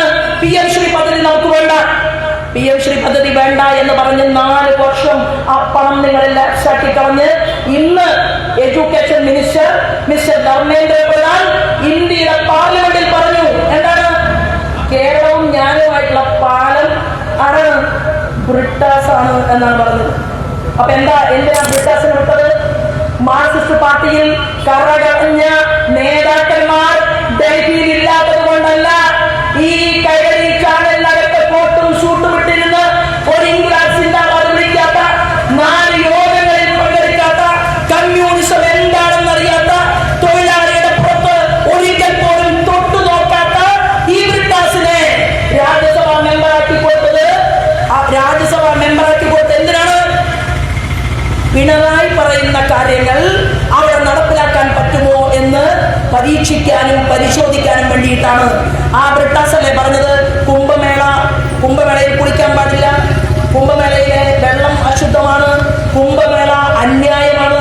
നമ്മുടെ ചാലക്കുടിക്കാരൻ, പഴയ SFIക്കാരൻ, ഇന്ന് അഗാവയുടെ തലപ്പത്തിരിക്കുന്ന വലിയ സന്യാസിയാണ്.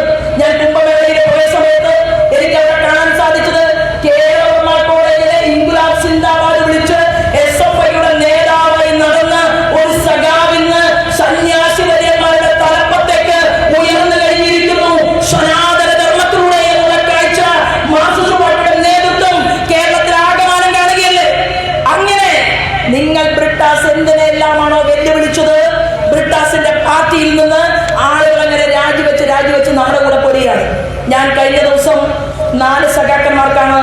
സ്കോളർഷിപ്പ് കൊടുത്തത് കഴിഞ്ഞ പരിപാടിയിൽ. ഇരിങ്ങാലക്കുടയിലും അതുപോലെ തന്നെ ആലപ്പുഴയിലും കൊല്ലത്തും കോട്ടയത്തും തിരുവനന്തപുരത്തും എവിടെ പോയാലും അവിടെയെല്ലാം സഖാക്കന്മാർ നമ്മുടെ പാർട്ടിക്കകത്തേക്ക് വരികയാണ്, കോൺഗ്രസുകാർ നമ്മുടെ പാർട്ടിക്കകത്തേക്ക് വരികയാണ്. വരുന്നതിന്റെ കാരണം എന്താണെന്ന് അറിയുമോ? നമ്മുടെ നാട് വികസനത്തിന്റെ വേഗത അത്ര കണ്ട് മുന്നോട്ട് പോവുകയാണ്. കേന്ദ്രം നമുക്ക് മനസ്സിലാക്കാൻ സാധിക്കുന്നത് കേന്ദ്രം ഡിമോണിറ്റൈസേഷൻ കൊണ്ടുവന്നു അല്ലെ. നരേന്ദ്രമോദിയുടെ ഭരണം, അടൽ ബിഹാരി വാജ്പേയിക്ക് ശേഷം 10 കൊല്ലം നിങ്ങൾ ഭരിച്ച് നിങ്ങൾ തകർത്ത ഈ ഭാരതത്തിന്റെ സിംഹാസനത്തിലേക്ക് ആരാധനായിട്ടുള്ള നരേന്ദ്രമോദി കടന്നു വന്നപ്പോ നമുക്ക് 10 വർഷത്തെ കോൺഗ്രസിന്റെ അഴിമതി നിറഞ്ഞ ഭരണത്തിൽ നിന്ന് ഈ നാടിനെ രക്ഷിക്കാൻ ശ്രീമാൻ നരേന്ദ്രമോദി പദ്ധതി ആവിഷ്കരിച്ചു. പാർലമെന്റിൽ തൊട്ടു, നമസ്കരിച്ചു. അകത്തേക്ക് കയറുമ്പോൾ അദ്ദേഹം പറഞ്ഞു, എന്റെ ഒന്നാമത്തെ പ്രയോറിറ്റി അമ്പലങ്ങൾ കെട്ടലല്ല. എന്റെ ഒന്നാമത്തെ പ്രയോറിറ്റി എന്താണ്? ഈ രാജ്യത്ത് പുലർച്ചെ എനിക്ക് മനുഷ്യർ റോഡിലേക്ക് ഇറങ്ങുന്നതിന് മുൻപ് ബക്കറ്റും കപ്പുമായിട്ട് വെള്ളവുമായിട്ട് കാടുകളിൽ, മൊന്തകളിൽ, നമ്മുടെ നാട്ടിൽ പറയും പൊന്തക്കാടുകളിൽ പോയി പ്രാഥമിക കൃത്യനിർവഹണം നടത്തിയിരുന്ന ലക്ഷക്കണക്കിന് ഗ്രാമങ്ങളിലെ സ്ത്രീകൾ, അവരെയാണ് ഞാൻ ഓർക്കുന്നത്. മോദിജി പറയുകയാണ്, അവരുടെ ആത്മാഭിമാനം സംരക്ഷിക്കലാണ് എന്റെ ഒന്നാമത്തെ പണി.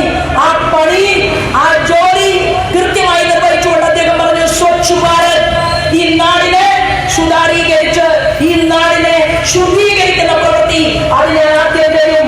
കുളിമുറിയും കക്കൂസും ഇല്ലാത്ത ഒരൊറ്റ വീടുകൾ പോലും ഈ ഭാരതത്തിനകത്തുണ്ടാകരുത് എന്ന് പറഞ്ഞപ്പോ അമേരിക്കയിലെ പത്രങ്ങൾ എഴുതി 125 കോടിയിൽ പുറം വരുന്ന ജനങ്ങൾ അധിവസിക്കുന്ന ഈ ഭാരതമുണ്ടല്ലോ, ഈ ഭാരതത്തിന്റെ പ്രധാനമന്ത്രി എങ്ങനെയാണ് ഈ പദ്ധതി നടപ്പാക്കാൻ പോകുന്നത്? അന്ന് മുഖ്യമന്ത്രി അച്യുതാനന്ദൻ മുഖ്യമന്ത്രി പറഞ്ഞു, ഞങ്ങളുടെ നാട്ടില് കുളിമുറിയും കക്കൂസും ഇല്ലാത്ത ഒരൊറ്റ വീട് പോലും ഇല്ല. അച്യുതാനന്ദനെ കൊണ്ട് എഴുതി കൊടുത്ത് മാർക്സിസ്റ്റ് പാർട്ടിയുടെ സംസ്ഥാന സെക്രട്ടറി പറയിപ്പിച്ചതാണ്. അന്ന് മാർക്സിസ്റ്റ് പാർട്ടിയുടെ സംസ്ഥാന സെക്രട്ടറി പറഞ്ഞാൽ അതാണ് നിയമം. അന്ന് വരെ അച്യുതാനന്ദൻ കേരളത്തിന്റെ മുഖ്യമന്ത്രി കസേരയിൽ ഇരിക്കുന്നത് വരെയും ഇറങ്ങി പോകുന്നത് വരെയും മാർക്സിസ്റ്റ് പാർട്ടിയുടെ സംസ്ഥാന സെക്രട്ടറി ഒരു തീരുമാനമെടുത്താൽ അതാണ് പാർട്ടിയുടെ നയം. ആ അച്യുതാനന്ദനോട് മാർക്സിസ്റ്റ് പാർട്ടി പറഞ്ഞു, കേരളത്തിൽ കുളിമുറിയും കക്കൂസും വേണ്ട എന്ന് തീരുമാനമെടുത്ത് എഴുതി കൊടുക്കാൻ പറഞ്ഞു. എഴുതി കൊടുത്തു. നമ്മളൊരു വിവരാവകാശം ചോദിച്ചു. പ്രിയപ്പെട്ടവരെ, 3.5 ലക്ഷം കുളിമുറിയും കക്കൂസും നരേന്ദ്രമോദിയുടെ കയ്യിൽ നിന്ന് ഈ കേരളത്തിലേക്ക് മാർക്സിസ്റ്റ് പാർട്ടിയുടെ നേതൃത്വത്തിലുള്ള അച്യുതാനന്ദൻ ഗവൺമെന്റ് പോലും വാങ്ങി എന്നുള്ളതാണ്. എന്നർത്ഥം നമ്മുടെ നാട്ടിൽ കക്കൂസും കുളിമുറിയും ഇല്ലാത്ത പാവങ്ങളുടെ സാധാരണക്കാരുടെ വീടുണ്ടായിരുന്നു എന്നല്ലേ അതിനർത്ഥം. അങ്ങനെ അത് കൊടുക്കാൻ തീരുമാനിച്ചു. അത് കൊടുക്കുമ്പോൾ 2014 700 യൂണിവേഴ്സിറ്റികൾ നമ്മുടെ രാജ്യത്തുണ്ടായിരുന്നു. 2014 നമ്മുടെ വികാരത്തിൽ വരുമ്പോൾ ഇന്നത് 1100 യൂണിവേഴ്സിറ്റികളായി. കേരളത്തിലെ പോലെയല്ല. കേരളത്തിന്റെ മുൻ ഗവർണർ ആരിഫ് ഖാൻ അദ്ദേഹം പറഞ്ഞില്ലേ, കേരളത്തിന്റെ വിദ്യാഭ്യാസ മേഖല തകരുകയാണ്. കേരളത്തിന്റെ വിദ്യാഭ്യാസ മേഖല തകർക്കുന്നത് ആരാണ്? SFI-ക്കാരാണ്, DYFI-ക്കാരാണ്. അവന്റെ സിരകൾ പ്രവർത്തിക്കുന്നില്ല.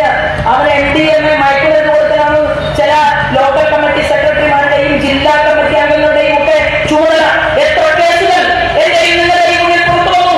സാധാരണക്കാരുടെ മക്കളെ കൊണ്ടുവന്ന് ഇംഗ്ലാസ് സിന്ദാബാദ് വിളിപ്പിച്ച് കൊട്ടിപ്പിടിപ്പിച്ച് അവന്റെ മകന് ഇൻഡിഗോ വിമാനത്തിൽ കയറാൻ പാടില്ല, അവന്റെ മകന് മൊബൈൽ ഫോൺ പാടില്ല, ട്രാക്ടറിനെതിരെ സമരം, കക്കൂസിനെതിരെ സമരം, അതുപോലെ കർഷക തൊഴിലാളിക്ക് തൊഴിൽ നഷ്ടപ്പെടും, മൊബൈൽ പാടില്ല, ഇരിക്കുന്ന റൂമിൽ ശീതീകരണം പാടില്ല, AC-ക്കെതിരെ സമരം, സർവത്ര സമരം. MP രാഘവനെ പോലീസ് വെടിവെക്കാൻ പോയത് സ്വാശ്രയ കോളേജിന്റെ പേര് പറഞ്ഞിട്ടല്ലേ? എന്നാൽ MP രാഘവനെ സ്വാശ്രയ കോളേജ് അനുവദിക്കാൻ തീരുമാനിച്ചപ്പോ MP രാഘവനെ കൊല്ലാൻ വേണ്ടി കൊട്ടേഷൻ ഏൽപ്പിച്ച മാർക്സിസ്റ്റ് പാർട്ടിയുടെ നേതാവ് പിണറായി വിജയന്റെ മകള് ഒന്നാം തരം മാതാമൃതാനന്ദമയി അമ്മയുടെ സ്വാശ്രയ കോളേജിൽ ഇരുന്ന് നന്നായി പഠിക്കുകയായിരുന്നു. പ്രിയപ്പെട്ടവരെ, സഖാവിന്റെ മകനോടും സഖാവിന്റെ മകളോടും പറഞ്ഞു, നിങ്ങൾക്ക് സ്വാശ്രയ കോളേജ് വേണ്ട. ഇപ്പൊ എന്തായി? ഇപ്പൊ കേരളം മുഴുവൻ സ്വാശ്രയ കോളേജാണ്. എന്നാൽ യൂണിവേഴ്സിറ്റികളിൽ PhD എടുക്കുന്നവരും റാങ്ക് വാങ്ങുന്നവരും നല്ല നല്ല കുട്ടികൾ ഇരിക്കുമ്പോ മാർക്സിസ്റ്റ് പാർട്ടിയുടെ ജില്ലാ സെക്രട്ടറി തീരുമാനിച്ചാൽ ആർക്ക് വേണമെങ്കിലും PhD കിട്ടും. കൊടുത്തില്ലേ? ചങ്ങമ്പുഴ എന്താണെന്നറിയാത്ത, വാഴക്കൊല എന്താണെന്നറിയാത്ത ചിന്താ ജെറോമിനും കിട്ടി ഒരു ഡോക്ടറേറ്റ്. കൊടുത്തില്ലേ? ചിന്താ ജെറോമിന് ഡോക്ടറേറ്റ് കിട്ടിയപ്പോ അന്ന് ഗവർണർ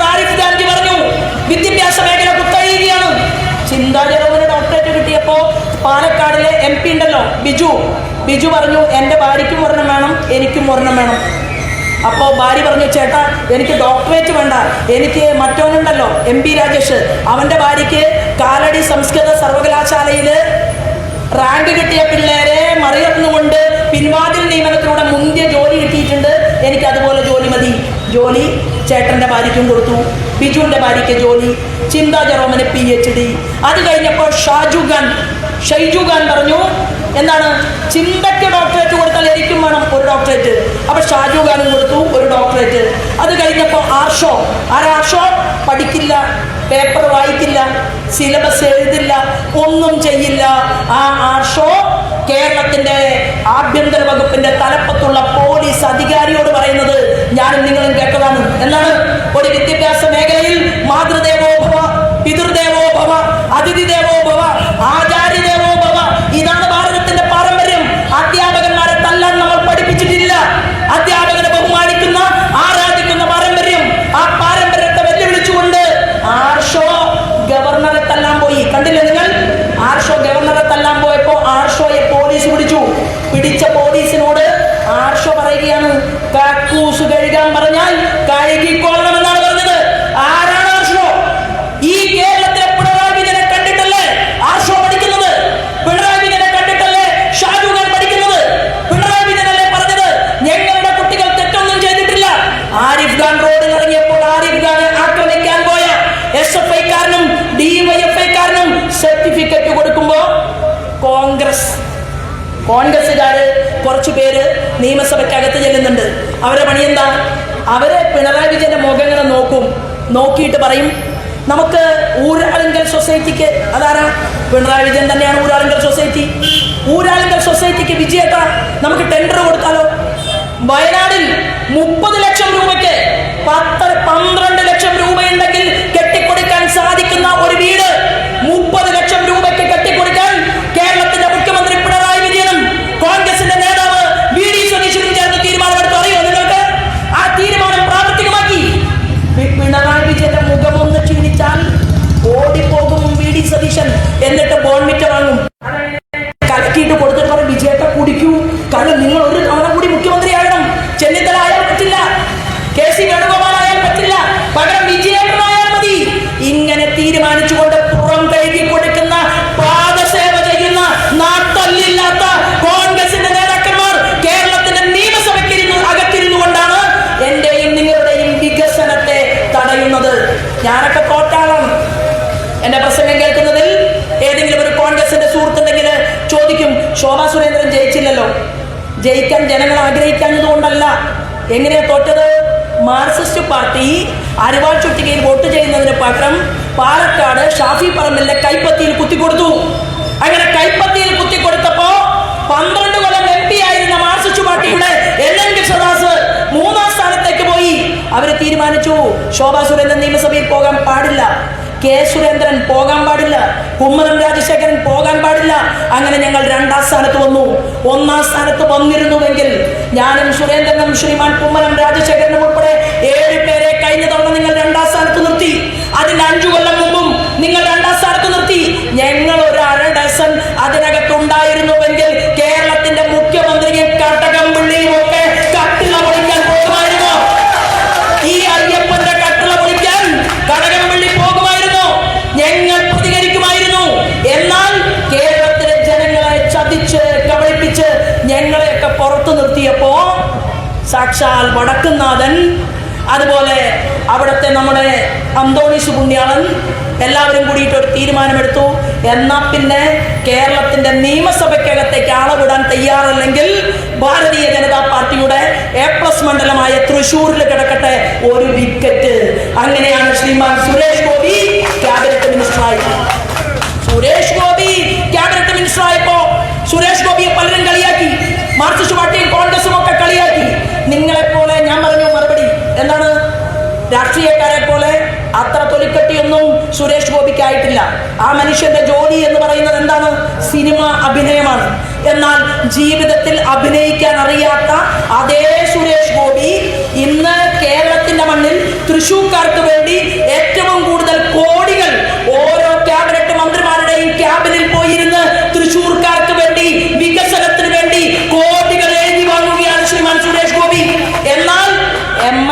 ഈ പണി നടക്കുമോ? നടക്കില്ല.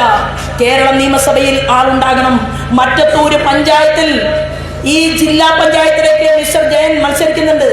ഞാൻ ഇവിടുത്തെ ജനാധിപത്യ വിശ്വാസികളോട് പറയാൻ ആഗ്രഹിക്കുകയാണ്, നിങ്ങൾ അഡ്വക്കേറ്റ് PG ജയനെ വിജയിപ്പിച്ചാൽ ഈ ജില്ലാ പഞ്ചായത്ത് മെമ്പർ ജയനുണ്ടല്ലോ, നിങ്ങളുടെ MLA-യേക്കാൾ കഴിവുണ്ട്. ആ കഴിവ് ഞങ്ങൾ നാട്ടിലെ ജനങ്ങളുടെ മുന്നിൽ നടത്തി കാണിച്ചു തരുമെന്നാണ് പറയുന്നത്. എന്തുകൊണ്ടാണ് ജയന്റെ പേര് മാത്രം പറയുന്നത്? മിസ്റ്റർ ജയൻ പാർട്ടിയുടെ സംസ്ഥാന എക്സിക്യൂട്ടീവ് മെമ്പറാണ്. 2 ജോലിയാണ് എടുക്കുന്നത്. നിയമവിദഗ്ധനാണ്. ഇവിടെ ഇരിക്കുന്ന ഞങ്ങളുടെ മുഴുവൻ സ്ഥാനാർത്ഥികളെയും നിങ്ങൾ വിജയിപ്പിച്ചാൽ 41 ദിവസം കൊണ്ട് 41ാമത്തെ ദിവസം ഞങ്ങൾ എന്തെല്ലാം ചെയ്യും എന്നുള്ളതിന്റെ ഒരു വൃത്തിയായിട്ടുള്ള രൂപരേഖ നിങ്ങളുടെ മുന്നിൽ അങ്ങാടിയിൽ ഞങ്ങൾ ഇതുപോലെ പ്രസംഗിച്ച് സമർപ്പിക്കും. 41 ദിവസം എന്തിനാണെന്ന് അറിയുമോ? റോഡ് വെട്ടാൻ അറിയുന്ന ആളെ ഏൽപ്പിക്കണം, വേണ്ടേ? പാലം കെട്ടാൻ അറിയുന്നവരെ ഏൽപ്പിക്കണം, വേണ്ടേ? കേന്ദ്രത്തിൽ നിന്ന് ഏതെല്ലാം മേഖലകളിൽ നിന്നാണോ ഫണ്ട് വരുന്നത് ആ ഫണ്ട് വാങ്ങാൻ വകതിരിവുള്ള ആളെ ഏൽപ്പിക്കണം, വേണ്ടേ? അതിനാണ് 41 ദിവസം സമയം ചോദിച്ചത്. 42ാമത്തെ ദിവസം നിങ്ങൾ കാണാൻ പോകുന്നത് ചെങ്കോട്ടയിൽ നരേന്ദ്രമോദി ഒരു ഉദ്ഘാടന കർമ്മം നിർവഹിച്ചാൽ 24 മണിക്കൂറിനുള്ളിൽ പദ്ധതി ഇംപ്ലിമെന്റ് ആവുന്നത് പോലെ മറ്റത്തൂര് പഞ്ചായത്തിന് ഞങ്ങൾ തങ്കത്തിളക്കത്തിൽ എത്തിച്ചു തരാമെന്നുള്ള വാക്ക് നൽകിക്കൊണ്ടാണ് ഈ റോഡിൽ നിന്നുകൊണ്ട് ജനാധിപത്യ വിശ്വാസികളോട് ഞങ്ങൾ സംസാരിക്കുന്നത്. നിങ്ങൾ അതിന് തയ്യാറെടുപ്പ് നടത്തണമെന്ന് അപേക്ഷിക്കാൻ കാരണം, ഞങ്ങൾ അധികാരത്തിൽ വന്നപ്പോ രാജ്യത്തെ 10 കൊല്ലം കോൺഗ്രസുകാരൻ ഉണ്ടാക്കിയ മെട്രോ 5 എണ്ണമാണ്. നരേന്ദ്രമോദി വന്നതിന് ശേഷം 20 മെട്രോ ആയി. 5 വേണോ 20 വേണോ എന്നുള്ളതാണ് ചോദ്യം. പ്രിയപ്പെട്ടവരെ, ഇന്ന് എയിംസ് രാജ്യത്തെ കോൺഗ്രസിന്റെ കാലഘട്ടം കഴിയുമ്പോ 7 എണ്ണമാണ് എയിംസ്. എത്ര കൊല്ലം ഭരിച്ചു? 60 വർഷത്തിലധികം ഭരിച്ച ഇന്ത്യൻ നാഷണൽ കോൺഗ്രസിന് ഈ രാജ്യത്ത് 7 എയിംസ് ഉണ്ടാക്കാൻ സാധിച്ചുവെങ്കിൽ 11ാമത്തെ കൊല്ലം അല്ലെങ്കിൽ 10 വർഷം കഴിഞ്ഞ നരേന്ദ്രമോദി ഗവൺമെന്റിനും അടൽ ബിഹാരി വാജ്പേയിയുടെ ചെറിയ കാലഘട്ടവും ചേർന്ന് നമ്മുടെ നാട്ടിൽ ഞങ്ങൾ 22 എയിംസ് ഉണ്ടാക്കി. അതായത് 7ൽ നിന്ന് 22ലേക്ക് എത്തിക്കാൻ ശ്രീമാൻ നരേന്ദ്രമോദിക്ക് സാധിച്ചു. ഗ്രാമീണ സടക്ക് യോജന റോഡുകൾ 50,000 കിലോമീറ്റർ, 50,000 കിലോമീറ്റർ ഉണ്ടായിരുന്ന ഗ്രാമീണ സടക്ക് യോജന റോഡുകൾ ഇന്ന് 100% തീവ്രമായ വേഗതയിൽ മുന്നോട്ട് പോയിട്ട് അത് എണ്ണിയാലൊടുങ്ങാത്ത കണക്കിൽ റോഡുകൾ തലങ്ങും വിലങ്ങും വെട്ടുകയാണ്. മട്ടത്തൂർ പഞ്ചായത്തിൽ നിന്ന് ഒരു കത്ത് പ്രധാനമന്ത്രിയുടെ ഓഫീസിലേക്ക് പോയാൽ പ്രധാനമന്ത്രി ആ കത്ത് തൃശ്ശൂരിലെ കലക്ടർക്ക് അയച്ചു കൊടുക്കുന്ന വേഗതയിലാണ് കേരളത്തിന്റെ പ്രവർത്തനങ്ങൾ മുന്നോട്ട് പോകുന്നതെങ്കിൽ ഇതൊന്നും കേരളത്തിലേക്ക് വരണ്ട എന്ന് തീരുമാനമെടുത്തിട്ടുള്ള കോൺഗ്രസും മാർക്സിസ്റ്റ് പാർട്ടിയും നിങ്ങളെ ചതിക്കുമ്പോൾ, പറ്റിക്കുമ്പോൾ നിങ്ങൾ ആലോചിക്കേണ്ടത് നിങ്ങൾക്ക് വേണ്ടത് എന്താണ് എന്ന് നിങ്ങൾ തീരുമാനിക്കണം. മെഡിക്കൽ കോളേജുകൾ രാജ്യത്ത് ഈ സോണിയ മാഡത്തിന്റെ മൻമോഹൻ സിംഗ് ഇറങ്ങിപ്പോകുമ്പോ 384 മെഡിക്കൽ കോളേജുകളായിരുന്നു. ആ 384 മെഡിക്കൽ കോളേജുകൾ ഇന്ന് 700 മെഡിക്കൽ കോളേജുകൾ. നമ്മുടെ നരേന്ദ്രമോദി ചായക്കച്ചവടക്കാരന്റെ മകൻ കഷ്ടപ്പെട്ട് മുറുക്കി കൊടുത്തുകൊണ്ട് ഇവിടുത്തെ സർവ്വസാധാരണക്കാരോട് പറഞ്ഞു, ഞാൻ കക്കാൻ അനുവദിക്കില്ല, കളവ് ചെയ്യുന്നവരെ ഞാൻ അകത്താക്കും, അതേത് പൊന്ന് തമ്പുരാൻ പിണറായി വിജയനാണെങ്കിലും പ്രശ്നമില്ല എന്ന് ശ്രീമാൻ നരേന്ദ്രമോദി പ്രഖ്യാപനം നടത്തിയിട്ടുണ്ട്. പ്രിയപ്പെട്ടവരെ, കാരണം എന്താണെന്നറിയുമോ? ആ പ്രഖ്യാപനത്തിന്റെ പരിണിതഫലമായി എന്നെയും നിങ്ങളെയും 3000 കോടി കബളിപ്പിച്ച അംബാനിയെ പിടിച്ചു, ഇല്ലേ? പത്രത്തിൽ നിങ്ങൾ വായിച്ചു. അംബാനിയുടെ 3000 കോടി രാജ്യത്തിന് നഷ്ടമുണ്ടാക്കിയിട്ടുള്ള അനിൽ അംബാനിയെ പിടിക്കാൻ വർഷങ്ങൾ വേണ്ടി വന്നു എങ്കിൽ സ്വർണ്ണക്കള്ളക്കടത്തിന് നേതൃത്വം കൊടുത്ത കണ്ണൂർക്കാരൻ പിണറായിയെ പിടിക്കാൻ പിണറായിയുടെ മുട്ടിപ്പായി പ്രാർത്ഥിച്ചാലും രക്ഷയില്ല. ഞങ്ങൾ ഒരു ഡബിൾ എഞ്ചിൻ സർക്കാർ ഞങ്ങൾ ഉണ്ടാക്കും. MLA-മാരായി ജനങ്ങൾ ഇവിടുത്തെ BJP-യുടെ നേതാക്കന്മാരെ വിജയിപ്പിക്കും. കാരണം അവർക്ക് നല്ല കുടിവെള്ളം വേണോ, റോഡുകൾ വേണോ, അവർക്ക് ടെക്നോളജി വേണോ, അവർക്ക് മുന്നോട്ടുള്ള പ്രയാണം വേണോ, ആ തീരുമാനമെടുത്തുകൊണ്ട് ഒരു ഡബിൾ എഞ്ചിൻ സർക്കാർ ഉണ്ടാക്കാൻ ഈ കേരളത്തിലെ ജനം തീരുമാനിക്കുമ്പോ നരേന്ദ്രമോദി ഡൽഹിയിൽ സ്വിച്ചിട്ടാൽ ആ പദ്ധതി കേരളത്തിൽ നടപ്പിലാക്കാൻ സാധിക്കുന്ന ഒരു ഡബിൾ എഞ്ചിൻ ഗവൺമെന്റിനെ സൃഷ്ടിക്കാനുള്ള ശക്തിയോടുകൂടിയിട്ടാണ് ശ്രീമാൻ രാജീവ് ചന്ദ്രശേഖരന്റെ നേതൃത്വത്തിൽ ഭാരതീയ ജനതാ പാർട്ടി മുന്നോട്ട് പോകുന്നത്. അതിനു മുൻപ് അപേക്ഷിക്കുവാനും അഭ്യർത്ഥിക്കുവാനും വേണ്ടിയിട്ടാണ് ഞാൻ നിങ്ങളെന്ന് ആഗ്രഹിക്കുന്നില്ല. ഒരു ചെറിയ രാജ്യത്ത് തേനീച്ച വളർത്തിയപ്പോൾ കിട്ടിയിട്ടുള്ള ലാഭം മാത്രം ഞാനൊന്ന് പറയാം. ഏത്? തേനീച്ച കർഷകന്മാരുടെ റെക്കോർഡ് കാർഷിക വളർച്ചയിൽ 357 ദശലക്ഷം ടണ്ണായി നമ്മുടെ ഭക്ഷ്യധാന്യ ഉൽപാദനം വർദ്ധിച്ചു. കൂട്ടത്തിൽ 10 വർഷം മുമ്പുള്ളതിനേക്കാൾ 100 ദശലക്ഷം ടൺ നമ്മുടെ ഉൽപാദനം ഈ രാജ്യത്ത് വർദ്ധിച്ചു.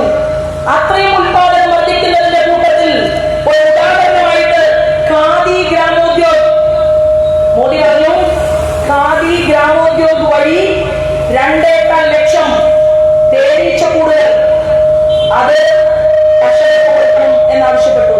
ആ തേനീച്ചക്കൂടുകൾ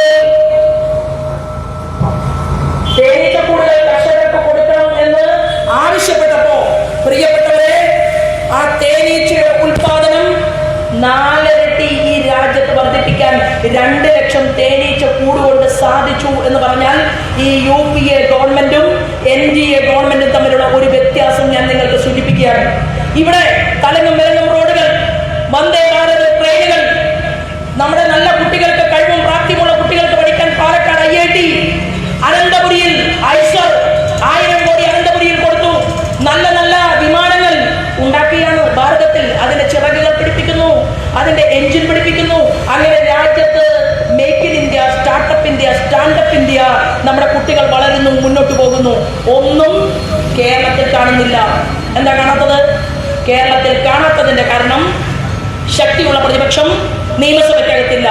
കേരളത്തിൽ കാണാത്തതിന്റെ കാരണം കേരളത്തിലെ മുഖ്യമന്ത്രിയുടെ മുഖത്ത് നോക്കി 4 വാക്ക് പറയാൻ പ്രതിപക്ഷത്തിന് തന്റെ ഇടമില്ല.